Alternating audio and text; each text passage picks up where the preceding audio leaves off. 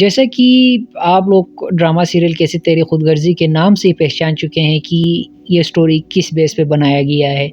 یہ سٹوری ایک بندے کی، ایک امیر باپ کے بگڑے ہوئے اولاد کے اوپر بنایا گیا ہے جو اپنی خود غرضی کی انتہا کو پہنچ چکا ہوتا ہے۔ لہٰذا اس ڈرامے میں ہوتا یہ ہے کہ ایک امیر گھرانے کا ایک لڑکا ہوتا ہے جس کا نام شمشیر ہوتا ہے۔ شمشیر کو اس کے ماں باپ کے لاڈ پیار نے اس قدر بگاڑ دیا تھا کہ شمشیر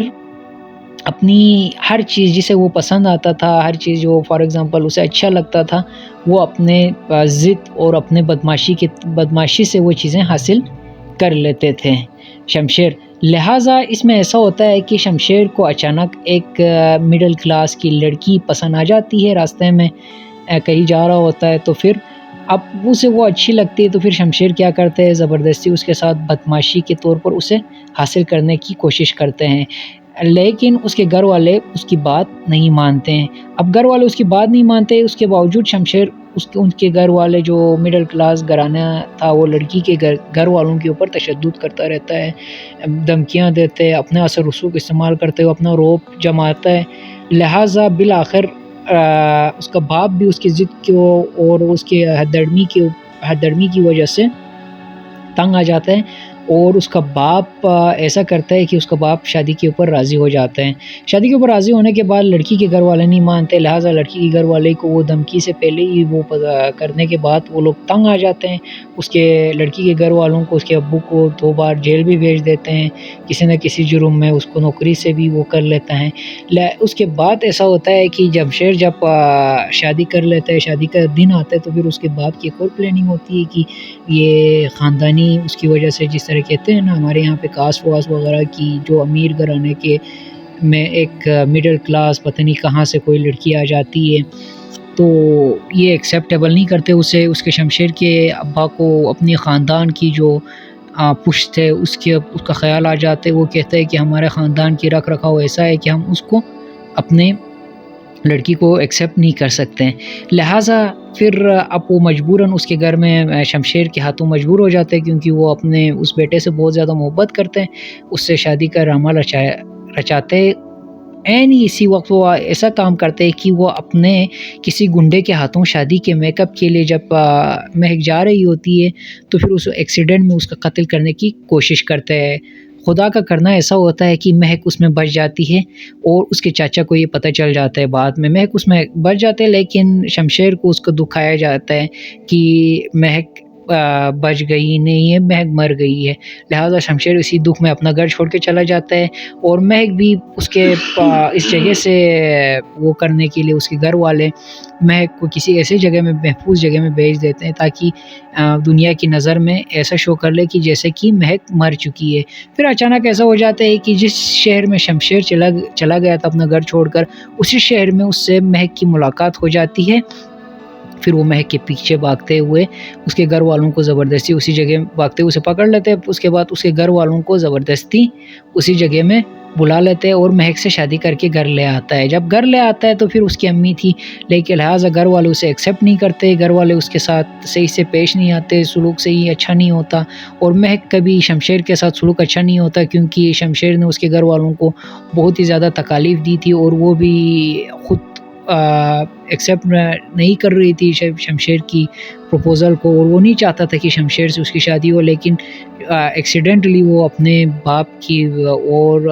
کی عزت اور ان کے لیے تھوڑا سا شمشیر کے ساتھ شادی کر لیتے ہیں تاکہ اس کے باپ کی آزمائش میں تھوڑی سی کمی آئے، لیکن وہ اس طرح زندگی گزار رہا ہوتا ہے۔ پھر اچانک اس کے باپ کو خیال آتا ہے کہ اس طرح ہمارا گھر نہیں چلیں گے۔ شمشیر کا بھائی کا جو بیوی ہے وہ بھی ایک اونچی خاندان سے تعلق رکھتے، تو وہ کہتا ہے کہ میرا اور اس جو شمشیر کی بیوی ہے اس میں بہت ہی زیادہ ہمارے خاندانوں کا گیپ ہے، ڈفرینس ہے، تو پھر میں اس طرح نہیں رہ سکتے، اگر آپ لوگوں نے مہک کو میرے مقابلے میں بہو بنا کے اس گھر میں رکھنا ہے تو میں گھر چھوڑ کے چلے جاتا ہوں۔ لہٰذا شمشیر کب وہ ایسا کرتا ہے، مطلب وہ اس کے آخری دم تک کوشش ہوتی ہے کہ وہ مہک کو اپنے گھر سے نکال لے، لیکن اس کی امی آ جاتی ہے، وہ امی کہتی ہے کہ شمشیر اس سے محبت کرتے، اس کے ساتھ یہ کرتے ہیں، بہت زیادہ پیار کرتے، اس وجہ سے رک جاتے ہیں۔ پھر اچانک شمشیر اور مہک کہیں چلے جاتے ہیں تو پھر اس کا جو قاتل ہے وہ پکڑا جاتا ہے پولیس کے پاس۔ اب وہ دارا، اس کا جو بھائی ہے، شمشیر کا بھائی، وہ اس کے سامنے اپنا اقبال جرم کر رہا ہوتا ہے، تو شمشیر باہری گیٹ پہ کھڑا ہو کر یہ تمام چیزیں شمشیر اور مہک پہنچ جاتے ہیں اسی میں، تو وہ تمام چیزیں شمشیر اور مہک کو سنائی دیتے ہیں۔ جب میں شمشیر اور مہک کو سنائی دیتے ہیں تو پھر شمشیر اپنے گھر میں آ جاتا ہے۔ گھر میں آنے کے بعد اس کی امی ہوتی ہے، تو پھر امی سے پوچھتی ہے کیا یہ تمام باتیں سچ ہے جو ابا ہمارے جو باپ ہیں وہ مہک کو مارنے کی کوشش کیا تھا، مہک نے مہک کو مارنے کی کوشش کی تھی۔ تو پھر اس کی امی کی شمشیر سر کی قسم کھاتے ہیں، تو پھر اس کی امی مجبور ہو کے تمام چیزیں ایکسیپٹ کر لیتے ہیں۔ تو پھر شمشیر کیا کرتے ہیں کہ گھر چھوڑ کے چلا جاتا ہے۔ اب اسی صدمے میں اس کی ماں کا انتقال ہو جاتا ہے، شمشیر کی ماں کا، لیکن شمشیر کا باپ اتنا سنگ دل تھا کہ وہ دکھاوے کے لیے شمشیر جب آ جاتے ہیں اس میں کیا تھا اس کی جنازے کے لیے، لیکن اس کا باپ جو ہے اس سے اجازت نہیں دیتے، بس صرف گلے لگاتے اور کہتے ہیں کہ ابھی تم یہاں سے چلے جاؤ، بس دنیا والوں کو دکھانے کے لیے میں تمہیں یہاں پہ بے عزتی کر کے نہیں بیچ رہا ہوں، تم چلے جاؤ۔ اس کے بعد شمشیر اپنی تمام چیزیں چھوڑ دیتے ہیں مہک کی محبت حاصل کرنے کے لیے۔ وہ ایک شاپ میں، گروسری سٹور میں کام کرتے ہیں، اس طرح وہ خوشی اپنی زندگی جی رہا ہوتا ہے۔ دوسری طرف مہک بھی کسی سائٹ پہ جاب کر رہا ہوتا ہے۔ جب شمشیر کو پہلی سیلری ملی تو پھر وہ لوگ آگے پیچھے کسی اچھے ریسٹورینٹ میں کھانا کھانے چلے جاتے ہیں، حالانکہ اس کی سیلری بھی کم تھی۔ اس کے بعد وہ مہک کی ضروریات بھی پوری کرنے کی کوشش کرتے ہیں، ان کی خوشی شمشیر کافی بدل جاتے ہیں۔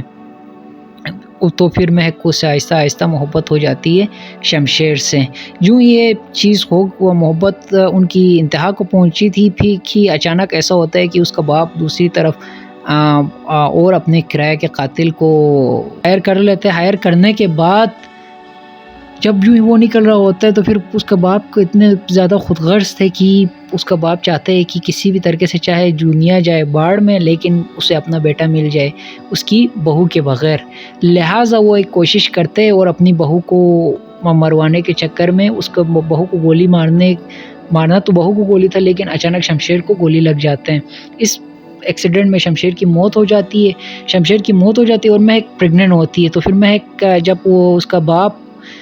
ہاسپٹل میں شمشیر کی خیریت دریافت کرنے آ جاتے ہیں تو پھر وہ مہک جو ہے وہ اس کو کہتے ہیں کہ اگر آپ کو اتنی زیادہ مجھ سے نفرت تھی تو پھر آپ شمشیر کو گولی نہ مارتے، مجھے گولی مار لیتے، اس نے کیا بگاڑا تھا، آپ اپنے اتنے سنگ دل تھے کہ آپ نے اپنے بیٹے کو قتل کر دیا۔ تو پھر وہ مہک کہتی ہے کہ آپ کو شمشیر کا بیٹا بھی معاف نہیں کرے گا۔ اس طرح شمشیر کی موت ہو جاتی ہے۔ اس کے بعد شمشیر کا باپ اسی صدمے میں اسے اپنی غلطیوں کا احساس ہو جاتا ہے اور پھر وہ ایسا کرتے ہیں کہ شمشیر اپنی آدھی جائیداد ہے وہ مہک کے نام کر دیتے۔ اس طرح اس ڈرامے کا اختتام ہوا چاہتا ہے۔